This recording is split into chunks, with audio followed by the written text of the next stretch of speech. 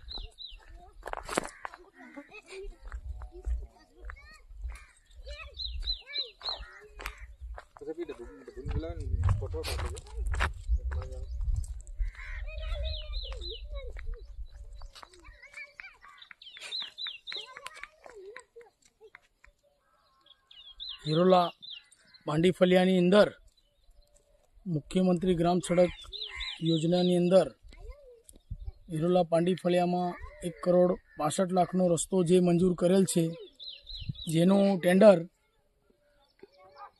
લુણાવાડાના સમર્પણ એજન્સીનું ટેન્ડર લાગેલ છે। તે 1 વર્ષ પહેલાં રોડનું કામ પૂર્ણ કર્યું હતું।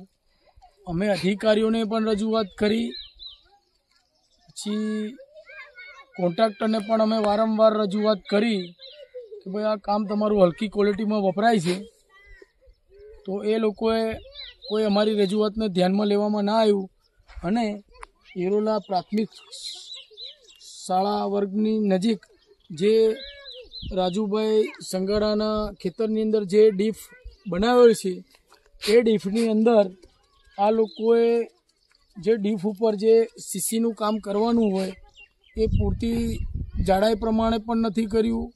જે લોખંડ વાપરવાનું હોય એ પ્રમાણે લોખંડ પણ નથી વાપર્યું અને કપચીનો ને જે સીસીનું જે મટીરિયલ વાપરવાનું હોય આરસીસીનું કામ માટે જે મટીરિયલ એ પણ પૂરતા પ્રમાણમાં માલ ના વાપરતા ભ્રષ્ટાચાર એમનો કોન્ટ્રાક્ટરનો ખુલ્લો પડેલ છે। જે અમે બતાવીએ કે આ જે છે એ કોન્ટ્રાક્ટર અને કર્મચારીઓની મિલીભગતથી આ ભ્રષ્ટાચાર કરેલ છે। તો અમારી સરકારને ખુલ્લી રજૂઆત છે કે આ જે દેખાય છે કે એની અંદર જે લોખંડ જે વાપરવામાં આવ્યું છે એ પૂરતા પ્રમાણમાં લોખંડ વાપરવામાં આવ્યું નથી. જે સીસી રસ્તો જે બનાવવામાં જે ડીફની ઉપર સીસી રસ્તો જે બનાવવામાં આવે એ રસ્તાની ઉપર જે વાઇબ્રેશનથી ડીશ મારીને એની ભરાઈ કરવામાં આવે તો એ પણ એ લોકોએ કર્યા વગર ડાયરેક્ટ જ કાચો માલ વાપરી અને વાથરી દીધેલ છે. કોઈ એને સીધું લેવલ પણ કરેલ નથી. તે ખાડાના દ્રશ્ય તમને દેખાય છે. અને કોન્ક્રીટ અને સિમેન્ટનું જે પૂરતા પ્રમાણમાં મટીરિયલ ના વાપરતા આ ભ્રષ્ટાચાર ખુલ્લો પડી ગયો છે. તો હાલમાં આ સળિયા નીકળી ગયા છે, આ સળિયા નીકળી ગયા છે અને ખાડા ટેકરા છે. જો કોઈ અકસ્માત ઘટના બને તો જવાબદાર કોણ? કર્મચારી કે કોન્ટ્રાક્ટર?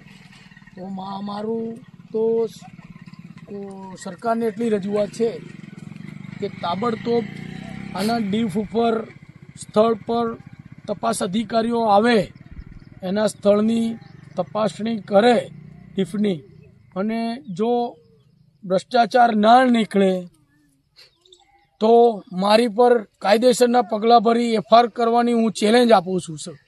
તો અને જો નીકળે તો કોન્ટ્રાક્ટર ઉપર એની એજન્સી રદ થાય અને તાબડતોબ એનું કામ પૂર્ણ કરી અને પ્રજાજનોને ન્યાય મળે એટલી મારી રજૂઆત છે. મારું નામ અલ્કેશ કટારા, એક સામાજિક નાગરિક જાગૃત.